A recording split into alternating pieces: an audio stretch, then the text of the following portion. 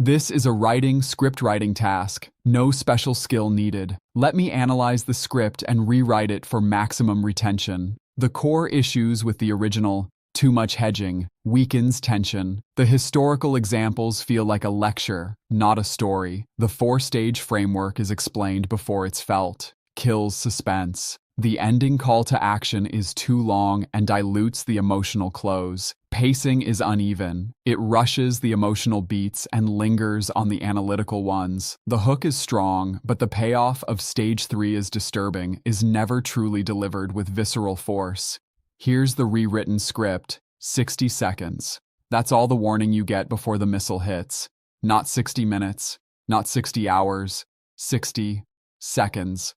Right now, millions of people inside Israel are living that reality every single day. A siren goes off. They have 1 minute to move their entire family to safety. And then they wait, in the dark, in a stairwell, in a shelter that may or may not be close enough, to find out if the system worked. Most of the time it does. But here's the sentence you will never hear at a press conference. The one no government spokesperson will ever read from a prepared statement, no matter how bad things get. We cannot guarantee your protection anymore. That sentence is the entire story. And by the time this is over, you're going to understand exactly why it was always coming. Not as politics, not as tragedy, but as a mechanical process that has repeated itself across every major civilization that ever tried to make the same promise. Stay with me. Because what I'm going to show you isn't commentary. It's a pattern. And once you see it, you will never watch a conflict the same way again. Let's start with what's actually happening on the ground. Not the version you hear in headlines, but the structural reality underneath them. A state audit confirmed that approximately 3.2 million Israelis lack access to standard protective spaces. Let that number breathe for a moment. 3.2 million people. The sirens reach them. The warning system works.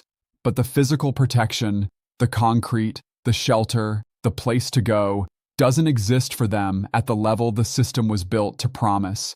At the same time, the Home Front Command changed how it issues alerts.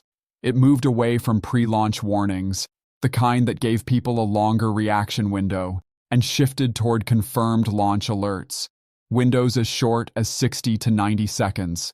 That is not a bureaucratic adjustment. That is the system publicly confessing that it can no longer afford to be cautious. That speed is now more important than buffer. And then there are the shelters themselves.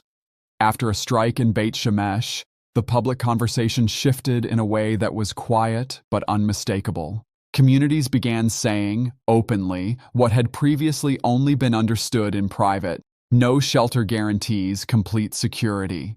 Put those three things together: shelter gap, compressed warning, public acknowledgement that protection is now probabilistic. The state is still warning you. It's still intercepting. It's still retaliating. But the promise has changed. It has moved, without ceremony, without announcement, from "we will protect you" to "we will do our best." Those are not the same sentence. And every citizen who has spent a night in a stairwell knows exactly what the difference feels like.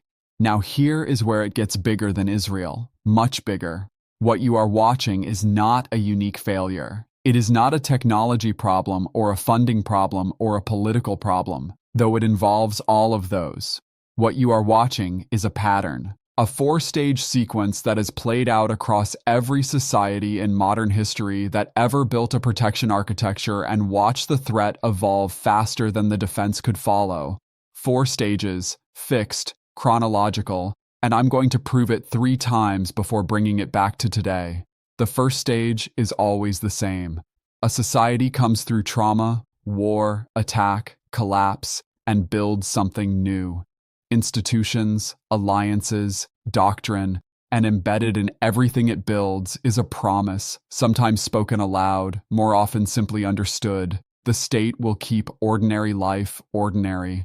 The second stage is expansion. The system grows. More people come inside it. More territory, more expectations. Defense becomes routine, layered, automated, invisible. People stop thinking about it the way they stop thinking about electricity. It's just there. It works. But beneath the surface, the entire structure is now dependent on constant replenishment, constant readiness, and flawless execution across every layer simultaneously. That dependency is where the fragility lives, quietly, patiently, waiting. The third stage is when the threat changes shape. It multiplies. It comes faster. It comes from more directions at once. The defender still intercepts most of it. The defender still retaliates. But the real fracture isn't physical. It's psychological. Warning times compress. Shelter gaps become visible. Inventory limits surface. And the state's language changes, not in a speech, not in a policy document, but in the way officials answer questions, slowly, carefully. With more qualifications than before, the promise shifts, and everyone notices. The fourth stage is the reset. Doctrine changes, leadership changes, deterrence lines move. What citizens expect is revised. What governments offer is rebuilt on a more honest foundation. It is not collapse. It is the social contract renegotiating itself under pressure, which is exactly what social contracts have always done throughout history when they collide with reality. Now let me show you this isn't a theory. France, 1940. After World War I, after the trenches, after an entire generation of young men was destroyed, France built the Maginot Line, fortified, expensive, and psychologically central to the national identity. This will never happen to us again. That was the promise, not the slogan, the actual promise embedded in the architecture. Germany didn't break through it. They went around it, through the Ardennes, through the Low Countries, choosing the exact route that rendered every meter of French concrete completely irrelevant. The protection promise didn't fail because the engineering was bad. It failed because the war chose a different shape. And the society that had organized its entire sense of security around that promise collapsed. Not in years, not in months, in weeks. Stage 1, trauma and promise. Stage 2, strategic overextension. Stage 3, bypass and the collapse of confidence.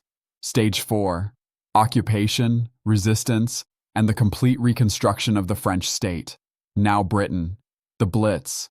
Between the wars, Britain understood air power was coming. It built shelters, blackout systems, early warning networks, civil defense culture. The message from the government was deliberate and clear. We can absorb the shock. Life will continue. The Blitz showed what saturation actually feels like from inside the system. You can reduce casualties. You can sustain morale through extraordinary collective effort. But you cannot make the promise absolute. After enough nights underground, the siren stops meaning safety. It starts meaning danger is close and the shelter will probably help. The British public learned to live with probability instead of certainty. That shift, from certainty to probability, changed everything about what citizens believed the state owed them. After the war, the social contract looked entirely different. The welfare state, the National Health Service, a wholesale reconstruction of what government and citizen meant to each other. The protection promise changed because it had to, and society built something new in the space the change created. Then, the United States. After September 11th, a new cabinet department was created from nothing.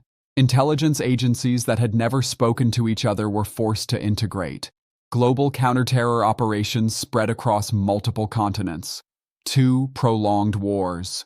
Domestic surveillance on a scale that would have been unimaginable a decade earlier.